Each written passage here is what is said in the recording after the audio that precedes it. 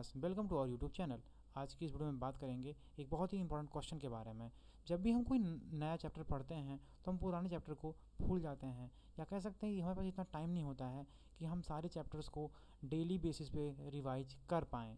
हमारे पास मैथ्स है, साइंस है, सोशल साइंस है, और भी सब्जेक्ट हमारे पास है, कंप्यूटर्स हैं, आपके पास हिंदी है, इंग्लिश है। आप सारे चैप्टर्स को डेली रिवाइज नहीं कर सकते। तो हम जैसे ही कोई नया चैप्टर पढ़ते हैं तो पुराने चैप्टर्स को भूल जाते हैं। एक तो हमारे जो भी चैप्टर्स हैं वो बड़े बड़े हैं, हम 10th में हैं, हमारे चैप्टर्स बड़े बड़े हैं, और हमारे पास ये पॉसिबल नहीं है कि हम उन चैप्टर्स को रोज़ पढ़ पाएँ या उनको डेली हम रिवाइज कर पाएँ। तो इसी प्रॉब्लम का हम आज इस वीडियो में सल्यूशन को डिस्कस करने वाले हैं। आज हम डिस्कस करने वाले हैं कि आप किसी भी चैप्टर को एक सिंगल पेज में कैसे रिवाइज कर सकते हैं या कैसे उनको पढ़ सकते हैं। हम अब बात करेंगे एसआरपी के बारे में, जिसका मतलब होता है सिंगल रिविजन पेज। तो हमारी आज की एसआरपी जो है वो सीबीएसई क्लास 10th के साइंस, केमिकल रिएक्शन और इक्वेशन के ऊपर है। आज की इस एसआरपी में हम बात करने वाले हैं केमिकल रिएक्शन इक्वेशन की। बात करते हैं केमिकल रिएक्शन क्या होता है। केमिकल रिएक्शन एक प्रोसेस है जिसमें नया सब्सटेंस नई प्रॉपर्टीज के साथ फॉर्म होता है। इसको एक एग्जांपल से हम समझते हैं। हमने एक कागज़ का टुकड़ा लिया और एयर के प्रेजेंस में हमने उसको हीट किया तो वो पेपर हमारा एक पाउडर में कन्वर्ट हो गया। हमारा यही केमिकल रिएक्शन है। अगला टॉपिक हमारा है केमिकल रिएक्शन इक्वेशन की क्या क्या कैरेक्टरिस्टिक्स होती हैं। या तो उसका स्टेट चेंज होगा, उस सब्सटेंस का की स्टेट में कोई चेंज होगा, वो लिक्विड है सॉलिड में चेंज हो रहा है, या तो उसका कलर चेंज होगा, या तो उसमें से हीट निकलेगी, या तो गैस निकलेगी, या तो लाइट निकलेगी। हम बात करते हैं केमिकल इक्वेशन क्या होता है। केमिकल इक्वेशन एक मेथड होता है किसी भी केमिकल रिएक्शन को सिंबल या फार्मूले से रिप्रेजेंट करने की। जैसे हमारा यहाँ पर हाइड्रोजन और ऑक्सीजन, यहाँ पर जैसे हमारा हाइड्रोजन और ऑक्सीजन रिएक्ट होते हैं तो हमारे वाटर को बनाते हैं। तो H2 + O2 gives out H2O, यही हमारा एक केमिकल इक्वेशन हो जाता है। अब बात करते हैं कि हम कोई भी केमिकल इक्वेशन को कैसे बैलेंस कर सकते हैं, या बात करते हैं कि केमिकल इक्वेशन कैसे बैलेंस होता है। आपने 9th में एक लॉ पढ़ा होगा, law of conservation of mass. Mass can neither be created not be destroy but it can convert in another form. तो यहाँ पर हमने क्या किया, यहाँ पे हमारे पास H2O के 2 मॉलिक्यूल्स हैं, O2 के भी 2 मॉलिक्यूल्स हैं, और हमारे पास यहाँ पे H2O के 2 मॉलिक्यूल्स हैं और पर O2 का एक ही मॉलिक्यूल्स है। तो अब इसको हम बैलेंस कैसे करेंगे। अगर यहाँ पर हम 2 कर देते हैं, हमने यहाँ पे 2 कर दिया तो हमारे पास हाइड्रोजन के 4 मॉलिक्यूल्स हो जाते हैं, ऑक्सीजन के भी 2 होते हैं, और यहाँ पर भी अगर हम 2 कर देते हैं तो हमारे पास हाइड्रोजन के 4, ऑक्सीजन के 2। तो ये हमारा केमिकल इक्वेशन बैलेंस है। इसी तरीके से कोई भी केमिकल इक्वेशन बैलेंस होता है। अब बात करते हैं कि केमिकल रिएक्शन कितने प्रकार के होते हैं।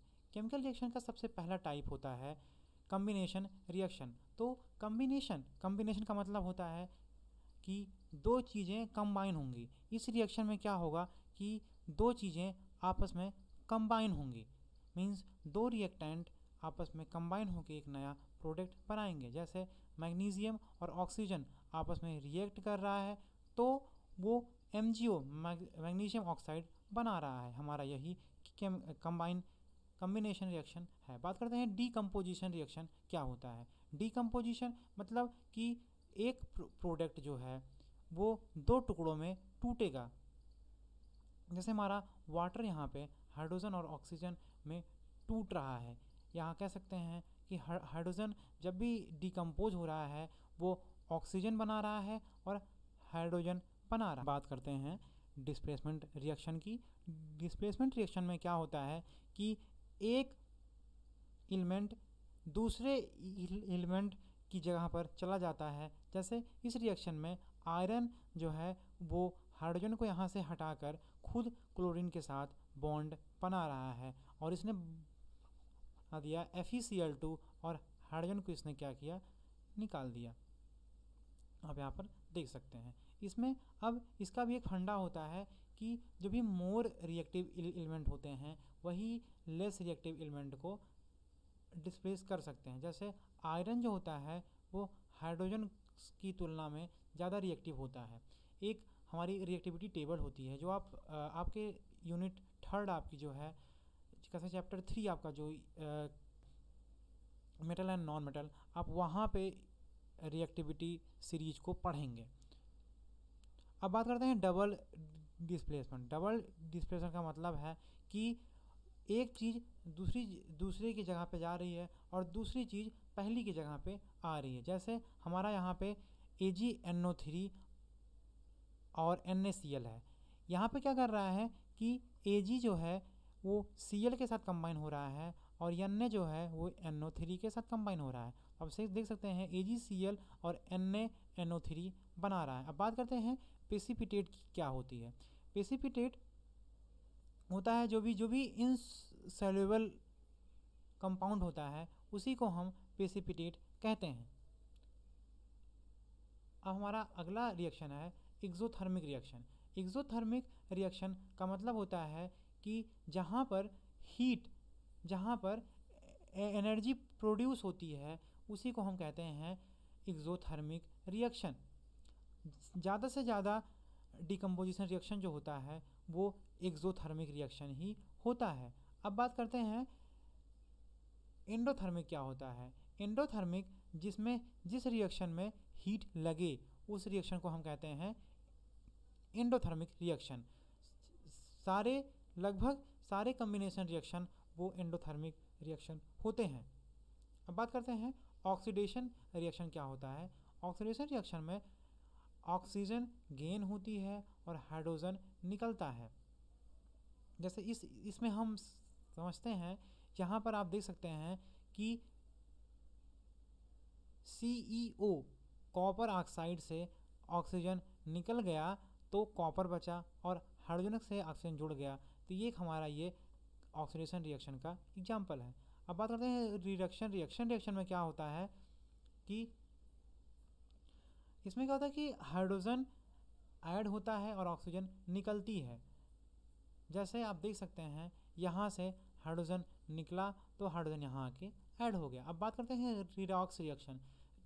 रिडॉक्स रिएक्शन एक ऐसा रिएक्शन होता है जिसमें ऑक्सीडेशन और रिडक्शन दोनों रिएक्शन टेक प्लेस करते हैं, उसी को हम कहते हैं रिडॉक्स रिएक्शन। जैसे आप यहाँ पे देख सकते हैं NaOH प्लस HCl, तो यहाँ से हमारा हाइड्रोजन निकल गया और क्लोरीन यहाँ पे ऐड हो गई और यहाँ पर हमारा हाइड्रोजन निकल के ऑक्सीजन ऐड हो रहा, तो हमारा H2O बन रहा है। बात करते हैं रस्टिंग की। रस्टिंग क्या होता है, जब भी किसी आयरन पे ऑक्सीजन मॉइस्चर के फॉर्म में रिएक्ट करती है तो वहाँ पे एक रेड सब्सटेंस फॉर्म होता है, उसी को हम बोलते हैं रेस्ट। अब बात करते हैं रेंसिडिटी क्या होती है। ऑयल और फैट जब भी ऑक्सीडाइज होते हैं तो वो भी ऑक्सीडाइज होते हैं एयर में, तो वो अपने टेस्ट और स्मेल को चेंज कर देते हैं। इसके एक एग्जांपल के लिए हम समझते हैं, जैसे हम चिप्स लेते हैं, जब भी हम चिप्स के पैकेट को खोलते हैं तो उसमें आधी से ज़्यादा हवा भरी होती है, वो नाइट्रोजन होती है जो कि उस चिप्स के टेस्ट और स्मेल को ख़राब नहीं होने देती है, या कह सकते हैं उस टेस्ट और। तो आपको इस SRP की लिंक डिस्क्रिप्शन बॉक्स में मिल जाएगी, आप वहां से जाकर इस SRP को आप डाउनलोड कर सकते हैं। आप इसी तरीके से अपने बचे हुए subject social science, Hindi, English और कंप्यूटर और सारे सब्जेक्ट के SRP इसी तरीके से आप बनाएंगे और अपनी प्रिपरेशन को रोज़ करेंगे, रोज़ चैप्टर को रिवाइज करेंगे। अगर ये वीडियो आपको अच्छा लगा हो तो अपने दोस्तों के साथ ज़रूर शेयर कीजिएगा। इस वीडियो में बस इतना ही, मिलते हैं नेक्स्ट वीडियो में, तब तक के लिए हैव अ गुड डे।